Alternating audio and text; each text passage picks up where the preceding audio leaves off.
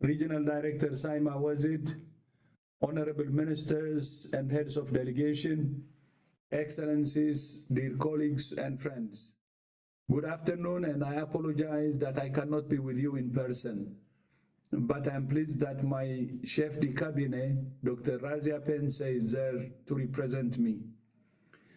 I congratulate the Regional Director on her report, which paints a comprehensive picture of the region's work over the past year in each member state and against each of the regional flagships. In your request to eliminate measles and rubella, the Democratic People's Republic of Korea and Timor-Leste were certified for the elimination of rubella.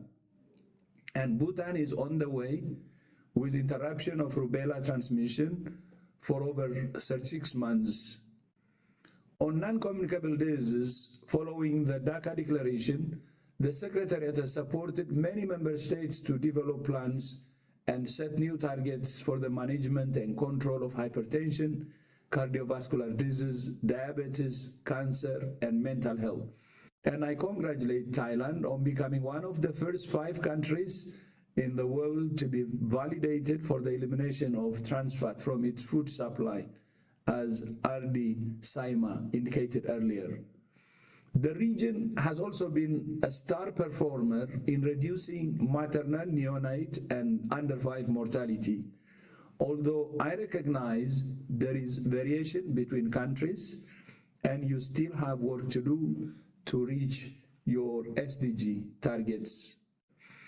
On universal health coverage, service coverage has increased steadily, although not fast enough.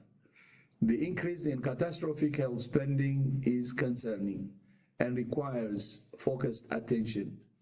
If people cannot afford health services, they will not use them, as we all know. On antimicrobial resistance, all member states in the region now have national action plans and surveillance systems in place. The political declaration on AMR approved at the UN General Assembly high-level meeting 10 days ago includes concrete commitments and targets, and I urge all member states to take immediate action on those commitments. The region also continues to make impressive progress in the elimination of neglected tropical diseases. Last year, Bangladesh became the first country to eliminate Kala-Azar and was also validated for the elimination of lymphatic filariasis as a public health problem. Tomorrow, India will become the 20th country to be validated for the elimination of trachoma as a public health problem, and Timor-Leste will become the 21st country to be validated for the elimination of lymphatic filariasis as a public health problem. Congratulations to all member states. On tuberculosis, although there are encouraging trends in service coverage, treatment success, and testing, there is worryingly little progress in reducing incidence or deaths from TB, while catastrophic household spending on TB services is alarmingly high.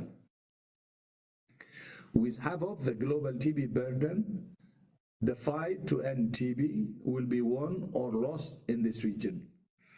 This must be a key area of focus for all member states, and the Secretariat is committed to supporting you at all 3 levels.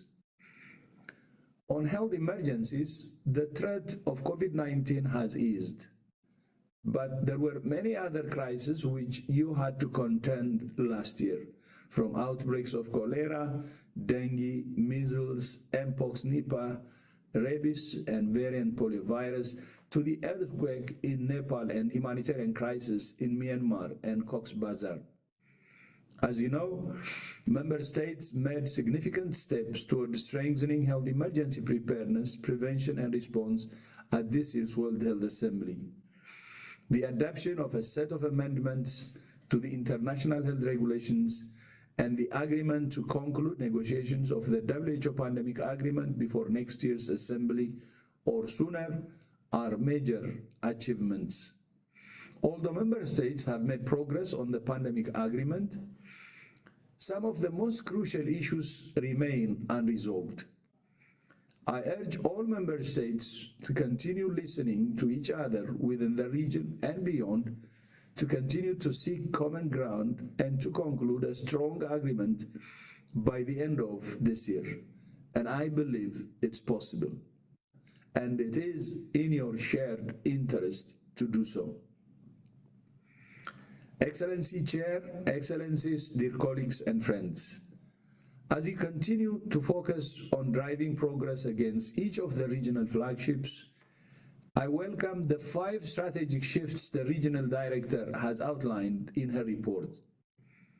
Fostering a holistic approach to health, focusing on equity, especially for women, girls, and other vulnerable groups, leveraging the transformative potential of innovation, build capacity and knowledge management for sustainability, and enhancing WHO's role as an enabler. These shifts are well aligned with the shifts we have made at the global level through the transformation that we began in 2018, with a mission to make WHO more efficient, effective, accountable, transparent, and results-oriented.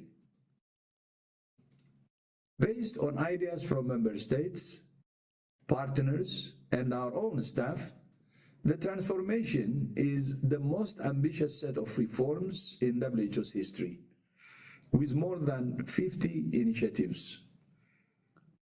We have made significant changes to our business processes, our operating model, our approach to partnerships, our culture, and more. And we're not done.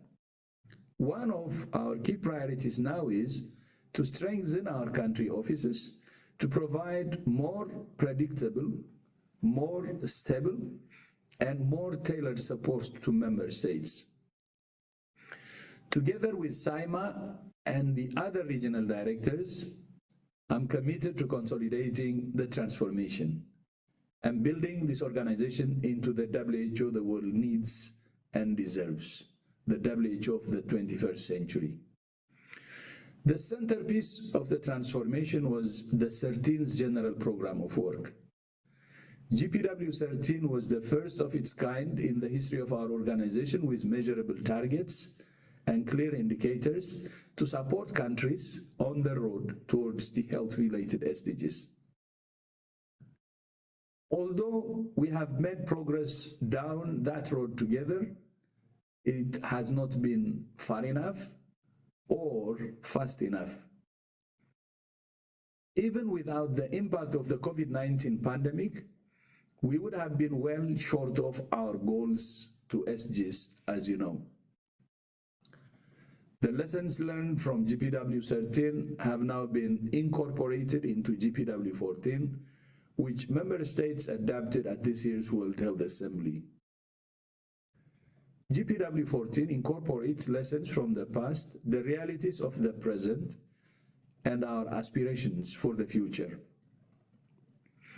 It's based on a clear mission to promote, provide, and protect health and well-being for all people in all countries, and to save 40 million lives over the next 4 years.